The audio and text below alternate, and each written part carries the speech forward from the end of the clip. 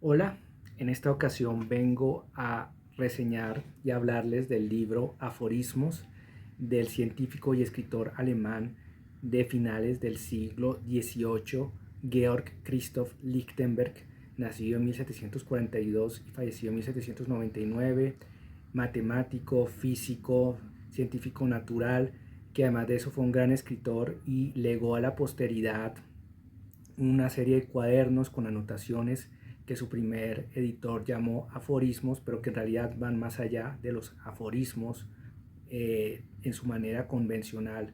Es una obra fascinante, enriquecedora. Es póstuma, ya que estos cuadernos no fueron publicados en vida del autor, en vida de Lichtenberg, pero su hermano, que tenía los cuadernos, fue convencido por un comerciante que le vendía licor a Lichtenberg.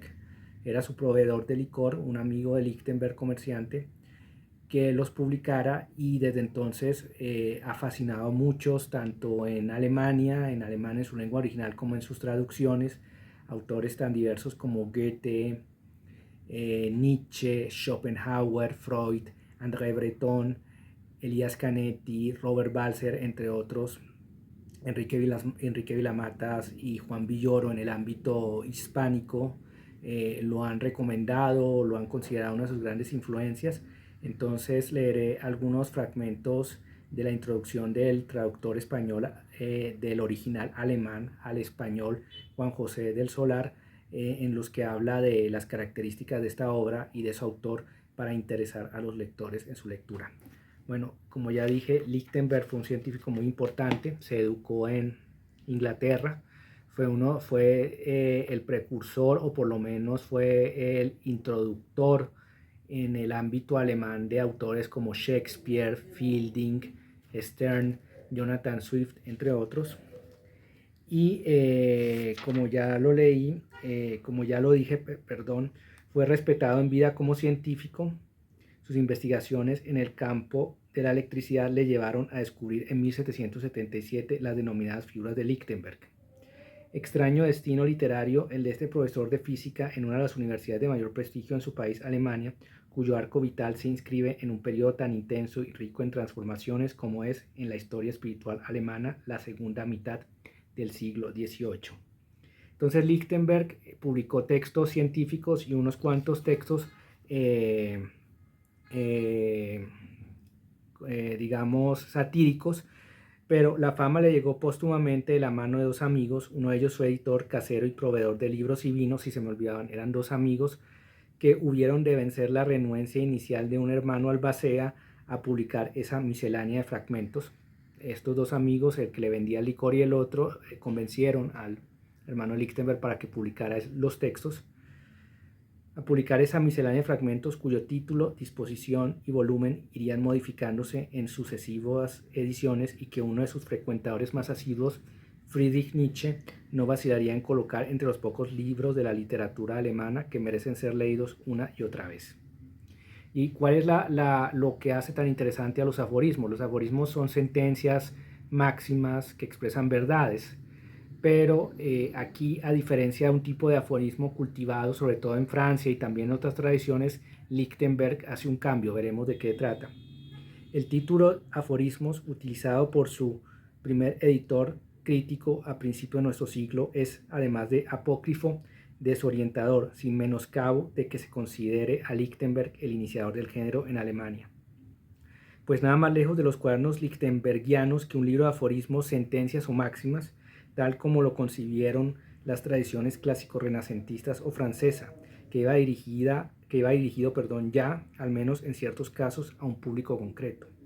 Y es que en este sorprendente cajón desastre que son los cuadernos encontramos largas reflexiones sobre los más variados temas, notas de lecturas, anécdotas, breves diálogos o retratos, fragmentos de proyectos autobiográficos y literarios nunca realizados, comentarios corrosivos, citas, hipótesis, interrogantes, frases o palabras descontextualizadas, sueños y también, por supuesto, pensamientos servidos con un riguroso atuendo aforístico. Es decir, el aforismo encierra, digamos, una verdad o tiene un contenido moral. En cambio, aquí hay microensayos, microrelatos, sentencias, fragmentos de ideas, de hechos, de acontecimientos, de sueños. Por ejemplo, uno que aquí pone del Solar: el bienestar de muchos países se decide por mayoría de votos, pese a que todo el mundo reconoce que hay más gente mala que buena. Auténticas greguerías, campanarios, embudos invertidos para dirigir la plegaria al cielo. Y como dice Goethe, podemos utilizar los escritos de Lichtenberg como la más maravillosa de las varitas mágicas. Donde él hace una broma hay algún problema oculto. Es decir, es un libro lleno de estos fragmentos que pueden ser leídos de todo tipo de maneras, de todo tipo de formas. Son maravillosos. Supera el ensayo, supera la narrativa, supera la ficción, la reflexión filosófica. Es decir, es un texto de una serie de textos, porque son fragmentos impresionantes. Por ejemplo, repartía la bendición del domingo y a menudo también las palizas del lunes. Es decir, son textos de mucho humor, de mucha gracia, en donde encontramos una cantidad de reflexiones impresionantes. O otro que también me gusta, bueno, son muchos: la superficie más entretenida de la tierra es, para nosotros, la del rostro humano. Y bueno, cómo describe a los personajes. Por ejemplo, este texto, microtexto tan crítico, tan ácido, no sabemos a quién se refiere. En su cerebro no había nada más que su propio cuerpo en formato pequeño, vale decir, solo pensaba en su figura. En pocas palabras, es una de las grandes obras de la literatura alemana y universal, muy rico, impresionante, que siempre que uno lo toma en sus manos lo hace reír, lo hace sonreír o le saca un pensamiento, una reflexión.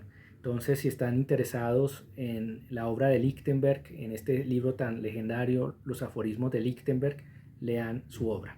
Si esta reseña fue de su agrado o interés, suscríbanse a mi canal Lecturas Interesantes de Marco Antonio Fonseca, háganme like en los comentarios, roten este video entre personas interesadas en reseñas literarias. Nos vemos hasta la próxima.